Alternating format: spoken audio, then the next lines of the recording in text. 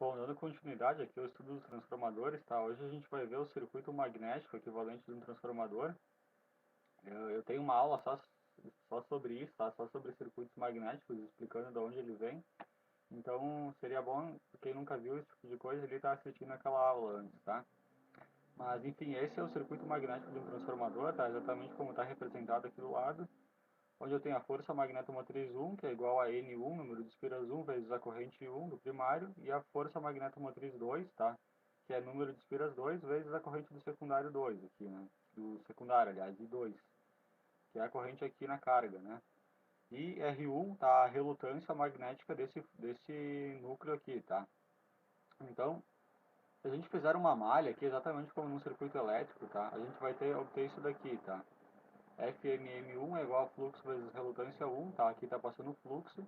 E aqui, mais força magnetomotriz 2, tá? O transformador ele é feito aqui de um jeito que as polaridades aqui, né? Ele é enrolado de uma forma que as polaridades dessas fontes de força magnetomotriz, que é a polaridade do fluxo produzido por essa fonte aqui, sejam exatamente essas duas aqui que estão mostradas assim, seja dessa forma, tá? Em oposição uma à outra, né? Isso a gente vê aqui no circuito magnético, nesse circuito aqui do transformador, tá? Eu tenho uma tensão aplicada aqui, a corrente vai tendendo para cá, pela regra da mão direita, o fluxo estaria subindo para cima. Logo, eu teria uma fonte de força magnetomotriz com essa polaridade, né? Um mais aqui na direção de onde o fluxo sobe. E aqui, uma corrente elétrica nesse mesmo instante, uma corrente 2 que está saindo por aqui, gerando um fluxo que subiria, né, em azul aqui, que estaria em oposição a esse preto aqui. Logo, geraria essa polaridade aqui. Isso aqui é muito importante, tá? O transformador funciona justamente por causa desses sentidos aqui, né, dessa polaridade aqui da força magnetomotriz. Logo, tá? Se eu olhar para essa equação aqui, a equação que descreve o comportamento desse circuito magnético, e olhar para a condição de plena carga, tá? O transformador ele é feito por uma carga nominal, tá? Projetado por uma carga nominal. Ele pode ser utilizado para outros valores de carga, correntes maiores, menores, aliás, né? Maiores pode acabar prejudicando o enrolamento aqui, mas para correntes menores ele pode funcionar também tranquilo. Mas vamos considerar o caso de plena carga, tá? O que tem aqui? Eu vou ter que, como essa relutância do núcleo é um termo bem pequeno, tá? E esse fluxo aqui é aquele fluxo lá que vai ter gerado pela corrente de excitação, que é uma corrente de baixo valor ali, bem pequeno, em comparação com a corrente de carga, né? O que vai acontecer? Se eu desprezar esse termo aqui, é uma simplificação que eu faço, vai sobrar só esses dois aqui, né? Logo, N1 e 1 é igual a N2 e 2, tá? É dali que vem aquela simplificação lá do, do transformador ideal, que eu expliquei lá na primeira aula, né? É daqui que vem essa relação. E justamente, tá, essa equação ela fica assim porque essas polaridades aqui, tá, elas são dessa forma que está descrita aqui e descrito por essa equação dessa malha aqui. Logo, se eu aumentar a corrente no secundário aqui, para manter essa igualdade aqui sempre verdadeira, o primário vai ter que aumentar a corrente dele. É por isso que o transformador reage, né? Quando toda a corrente elétrica, né, a potência consumida no secundário vai estar sendo entregue pelo primário, justamente para manter essa equação aqui, né? E só que, claro, a gente desprezou esse termo aqui, né? Só que na realidade ele existe, tá? E a força magnetomotriz líquida no núcleo, ela vai ser sempre essa daqui, fluxo vezes relutância 1, tá? Que também é a corrente de excitação, tá? Lembra que eu falei que a corrente de excitação ela vai existir independente de eu ter ou não essa carga aqui, essa FMM2 aqui.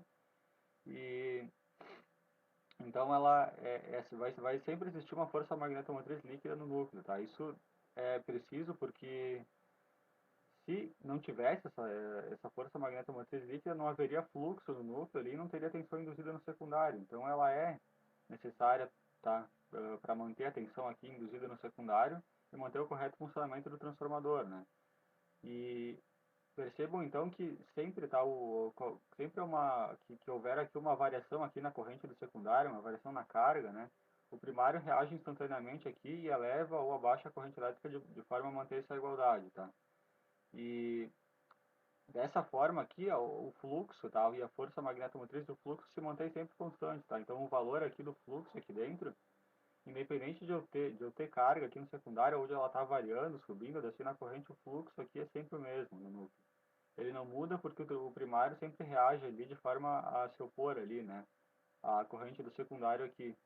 Então, essa é uma observação bem importante, tá? O fluxo e a força magnetomotriz líquida no núcleo nunca variam, independente de ter carga ou não. E então aqui tem uma frase muito boa aqui, tá, de um livro aqui que eu retirei, que a condição de manter inalterada a força magnetomotriz líquida no núcleo, tá? É uma condição que tem que ser respeitada, né? É o meio pelo qual o primário toma conhecimento da presença de uma corrente de carga no secundário, tá? Então é uma frase aqui muito boa aqui que resume o funcionamento do transformador, né? Assim a gente chega à conclusão de que a corrente de carga, ela nada mais é, né, aliás, a corrente do primário, ela é uma composição entre a corrente de carga, tá?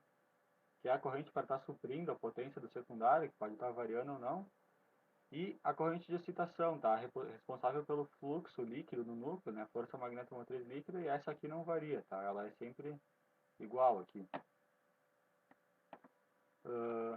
As perdas, tá? Que tu vai ter num transformador real, elas tu pode reduzir essas perdas, algumas delas, tá? Do núcleo, né? Fazendo a laminação do núcleo. Por isso que o núcleo do transformador ele é todo laminado, tá? Tu fazendo isso daí, tu vai aumentar a resistividade aqui do material, vai aumentar a resistência elétrica do material e a tensão induzida que vai ter aqui nessas chapas aqui, que vai gerar aquelas correntes parasitas do núcleo, elas vão ter um valor menor, né?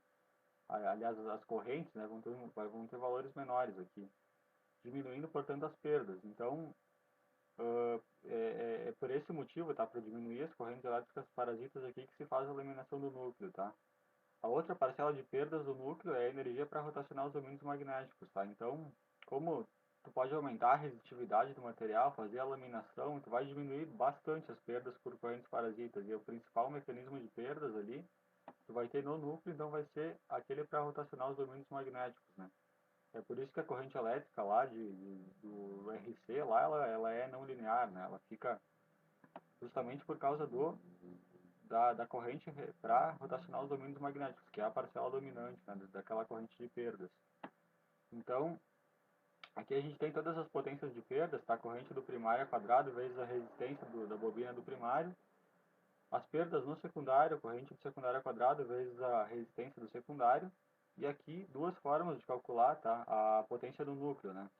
A gente vê aqui que pode ser tanto por V1 ao quadrado, tá? Considerando V1 igual a tensão alta induzida ali, ao quadrado sobre RC, né? Ou essa expressão aqui que a gente pode entender ela facilmente voltando lá pro diagrama fasorial que eu fiz lá na outra aula, tá?